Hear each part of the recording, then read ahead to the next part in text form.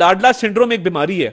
اس میں میرا خیال ہے فواد صاحب کو بھی اچھے سائیکیٹرسٹ کو دکھانا چاہیے اور ان ساروں کو دکھانا چاہیے. وہ دیکھیں نا 186 کر کے ناچ رہے تھے, 186 اپنی حکومت ختم کرنے پہ بھنگڑے ڈالے اور ناچے پوری قوم کے سامنے 186.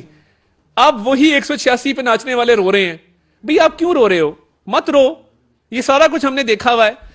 اور وہ فیاض حسن چوہان کیا کہہ رہا ہے انسپیکٹر صاحب کو, میں عوامی نمائندہ ہوں.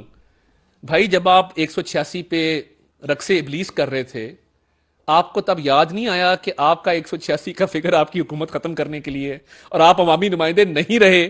تو یہ جو مائنڈ سیٹ ہے نا لاڈلا سنڈروم, یہ فواد صاحب کو, عمران خان صاحب کو اور ان کی پارٹی کے دیگر اراکین کو کسی اچھے سائیکائٹرسٹ کو دکھانے کی ضرورت ہے کہ یہ سیاست میں ہوتا ہے, جب غلط کام کرو تو بھگتنا پڑتا ہے.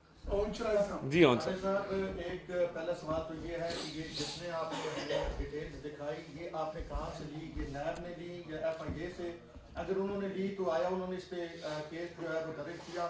اور اگر آپ نے پرائیویٹلی لی تو پرائیویٹلی طور پہ آپ نے کیسے جو ہے وہ یہ ڈیٹا, حساس ڈیٹا لے لیا؟ دوسرا, عرفان قادر صاحب ہیں آپ کے ان امور کو دیکھتے ہیں تو زیادہ بہتر ہوتا وہ آپ کے ساتھ بیٹھے ہوئے ہوتے اور وہ بتاتے کہ آنے والے دنوں میں حکومت اس حوالے سے کیا کرے. دیکھیں, پہلی بات تو یہ ہے کہ یہ ڈیٹا ایف آئی اے نے حاصل کیا ہے اور یہ بینک کا ڈیٹا آپ حاصل کر سکتے ہیں آفیشلی طور پہ.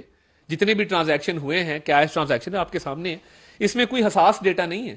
آپ آج چاہیں گے میرا ڈیٹا نکلوا لیں, آپ کو پتہ لگے گا کہ میں مڈل کلاس سے تعلق رکھتا ہوں اور میرے کیا اثاثے ہیں, آپ کو سمجھ آ جائے گی. اور میں پنجاب گورنمنٹ میں 10 سال رہا ہوں, 4 ہماری یہاں پہ حکومت رہی ہے, تو میں تو اپنے ٹرانزیکشن آپ کے سامنے رکھ دوں گا. مگر یہ اس طرح کے ٹرانزیکشن جہاں پہ 1.6 ارب روپیہ کیش کوئی کسی کو دے گیا ہے, یہ تو پبلک ریکارڈ ہے, یہ سامنے آنا چاہیے اور یہ ایف آئی اے نے حاصل کیا ہے.